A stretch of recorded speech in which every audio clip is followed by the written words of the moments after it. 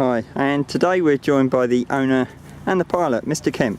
How did you feel about that? Well, first things first, you need to get your finger from out the front of the lens. Okay. Stupid camera this is. Keep it rolling.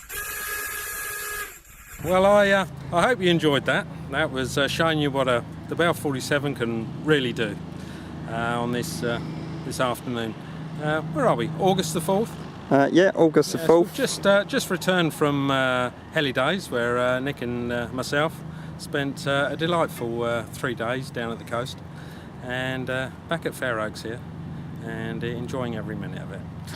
Anyway, any questions? Yeah, what did occur to me was what age the craft is. They are great. It's a 1966 G5. It's one of the narrow-bodied ones, built as an agricultural helicopter for crop spraying.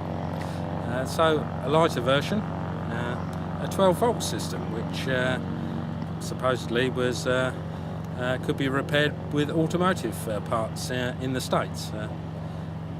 Any parts I need over here in England, it cost an absolute earth, of course. And what do they do in particular to make it lighter? What do they do? Well, it's just it's not as wide. Oh, I see. It's narrower, you see, so it's not as heavy. I see. And it's got different skids on, hasn't it? Some Bell 47s. Yes, G5 had these rounded skids as well. I see. Still, so did you enjoy that? Yeah, very interested. That's good. That's good. The sudden, what would you call it? Brake stop was good. Yes, that's it. Flared stop. They call it quick stop. A quick stop. The quick stop. I'm glad you enjoyed that. Yeah, that was fun. Vertical takeoff. The torque turns. Right.